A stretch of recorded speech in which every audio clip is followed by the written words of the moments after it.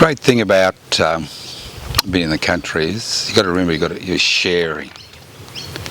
You're sharing with all the insects and animals, and currently I'm standing next to a bull ant nest. Now, if I start jumping up and down, you'll know what's happening. Now, talking about jumping up and down, I've never seen so much garbage regarding sales. The Black Friday sales.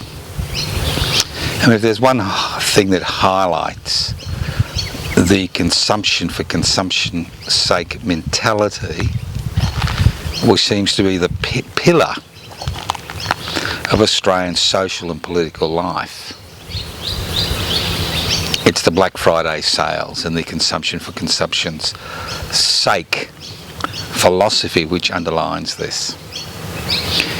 Now, this may seem very harsh and obviously doesn't apply to you, but it's generally, I believe Australia is an ethical, no, I don't believe, I think, I know, Australia is an ethical and moral black hole. Now, that's a big statement to make about a people. Now, obviously, when you look at a society, you need to look at its building blocks. Now, we all know the origins of this country, but just as important is what we've become over the last 40 to 50 years, where consumption seems to be the only thing that is important. Aspiring to acquire wealth and consumption. And I think maybe the loss of the voice referendum highlights how ingrained that philosophy is. So why do I say this? Well, over the last 40 to 50 years, we have seen a concerted effort to change the philosophical, ethical and moral basis that this society is built on. Not just in terms of acknowledging the past, but in terms of creating a future which is totally dominated by a profit for profit's sake mentality. The same mentality which has brought the world to the brink of disaster through the climate emergency and increased CO2 emissions. It's interesting to see that Australia has always been at the forefront of that battle to continue creating greenhouse emissions, because to a significant degree, per capita, we are the biggest greenhouse polluters on the planet. And more importantly, or just as important, not more importantly, but just as importantly, we find ourselves in a situation where the financial aspects of survival are the only important aspects of our day-to-day lives. So why do I say that Australia is an ethical and moral black hole? What's the evidence? It's very easy to make statements, another thing to back them up with facts, not pseudo-facts or manufactured facts, but facts. In terms of the sovereign nation states on the planet Earth, there's over 200, almost 200, or just over 200. We should be the richest, most prosperous country in the universe. Well, on planet Earth. Can't vouch for the universe, can we? Because the fact is that we only have 25 million people living on a resource-rich continent.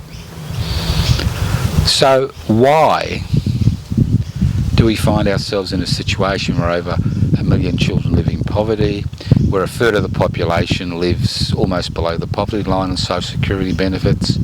Well, over the past 40 years, we've seen most of the gains which were made during the 19th and early 20th century disappear.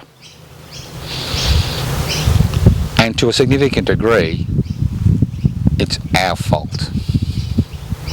Our fault as individuals, as families, as communities, as citizens and permanent residents. Because the aspirations which most of the immigration intake is based on is about improving your personal financial situation, irrespective of the human, social, environmental costs. And that's what we see today. The Black Friday sales and the fact that so many people are going into debt to acquire goods they don't need but want highlights how difficult the situation has become. It's extraordinary that in this country of 25 million people living on a continent, we have a housing affordability crisis. It's extraordinary that rents continue to increase, interest rates continue to increase, mortgage repayments continue to increase. I'll give you a simple example. In the 1960s, one wage earner could pay off a home within 7 to 10 years. Today, it takes two wage earners on reasonable incomes to pay off an artificially elevated price for a home. It can take up to 40 years. We even have intergenerational mortgages passing from one generation to the next. And to a significant degree, this has happened because we have accepted the mantra that the way to personal success is to acquire property and goods, irrespective of our needs. And to a significant degree, although it's a personal issue, it's also, more importantly, a political issue. Because what we've seen is legislation being passed through Parliament by parliamentarians, which you elect every 3 to 4 years, that have made significant changes which benefit the 1% that own the means of production, distribution, exchange and communication, and the 8% investment class who have disposable income and are able to use this country's investment-friendly laws regarding shares, stocks and property to maximise their wealth at the expense of everybody else. So we've reached a situation where honest people who do an honest day's work, who obey the law, pay their taxes, are considered to be losers in this society. And in many regards they are losers. We are losers because of legislative packages which have been passed, which have done a number of things. One, they've removed the right to strike, except during an enterprise bargaining agreement period. Penal penalties, which mean people can be jailed for, withdrawing their labour. The introduction of legislation which promotes individual contracts, where the individual, not a union, has to negotiate with their employer, whether it's a corporation or a small business, for their wage. We've reached a stage where the tax intake is so minimal, almost half of large corporations pay no tax in this country, that a GST, a goods and services tax, was introduced in order to bolster taxation revenue. And the key is that the goods and services tax affects those with the least the most. 10% of $400 when you're trying to beat your basic necessities is different. It's 10% of $4 million when you're consuming for consumption's sake. Then we have the ludicrous situation where we've seen privatisation become part and parcel of everyday life in this country. The privatisation of essential telecommunications, the partial privatisation of the public health system, the privatisation of the airports, ports, public housing, financial institutions, basic energy production, and the list goes on and on. And people accepted the furphy, especially our political representatives, that privatisation increases competition and decreases prices. What we've forgotten is, when a public service is privatised, you add a third partner to the conjugal bed. That's right. You've got the customer, you've got the state, and now you have a private entity. And the private entity needs to make a profit in order to survive in a profit-driven society. So while we continue to support this system, we will continue to get what we deserve, which is nothing.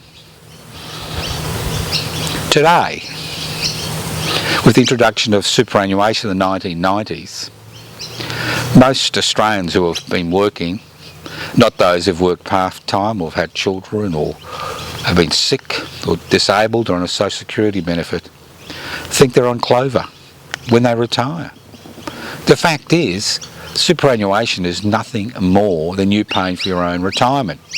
So if you've worked in a poorly paid job all your life, the type of retirement you will have, mouth-to-mouth existence. But the fact is, the reality is, the more income you have during your lifetime, the more tax loopholes or legal entities you can create for your superannuation fund in order to live the life of Riley when you retire. What's good about that? What's ethical about that? When we see whistleblowers persecuted and taken to court for exposing corruption, we begin to understand the type of society we've become. History is very simple. The era of revolution, the 19th century, the early part of the 20th century, the First World War, the Second World War, people demanded more. Why would they sacrifice themselves in order to return to an unequal society? They demanded more, and we saw the introduction of reforms post-World War II, post-World War I, which treated citizens and residents as citizens and residents, not mere human vessels to be exploited.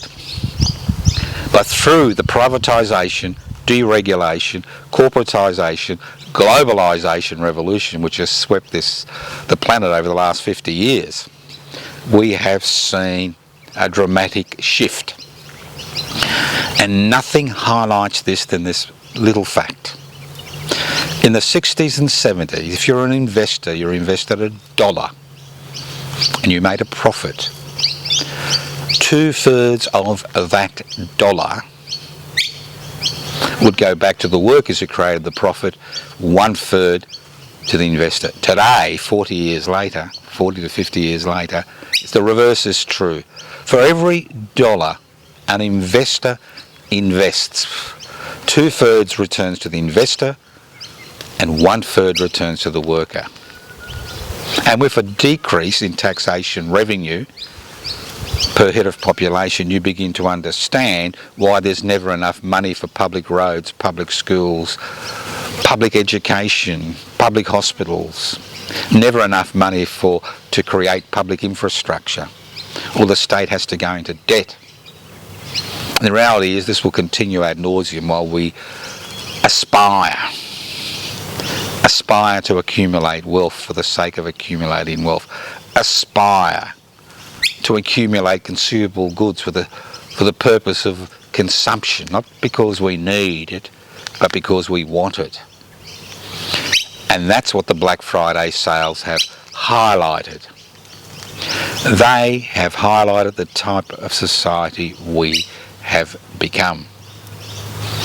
And I'll go through some little definitions at the end, because it's all very well using big words. What's deregulation? I keep speaking about it. It's about when the government changes legislation or removes legislation which protects working people, people on social security benefits and the environment. When they talk about removing red tape, green tape, blue tape, whatever you like to call it, what they want is a free hand to do whatever they like. That's the corporate sector. What's corporatisation? That's what we see every minute of every day. We see small businesses being put out of business. Over 90% of small businesses collapse or close down within 5 years of opening, because it's impossible for them in this country to compete against large corporations. It's what I call the bananisation of the Australian economy. When did you go to a hardware store when it wasn't a Bunnings hardware store? What happened to all those thousands of hardware stores? What's happening to the financial sector when you can't even find a branch? That's what corporatisation is about. It's about giving corporations a free hand to do what they like and pay minimal, if any, taxation legally. If you're rich, you don't have to do anything illegal not to pay taxation. All you've got to do is use this country's taxation-friendly laws. Globalisation, very simple concept. You have manufacturers moving offshore because they can pay workers $2 a day. No unemployment benefits, no sick pay, no holiday pay, no workers' compensation. So you can buy your $5 t-shirt through somebody else's exploitation. But how many $5 t-shirts do we need? Or what? We've got to the ridiculous situation where the disposal of clothes has become a huge issue because people buy so many clothes. And then you've got privatisation. I don't have to explain that. It's very simple. Assets which are owned by the public have been sold by successive governments, because in this country, public assets do not belong to the people, as we're told. They belong to the government of the day, and the government of the day continues to sell what's left of public assets in order to fill a financial black hole which they've created. Nothing highlights this more than the previously Andrews-led Victorian government, which privatised everything that wasn't nailed down, including Melbourne Port, Vic Roads, the Titles Office, and the list goes on and on. So if you want change,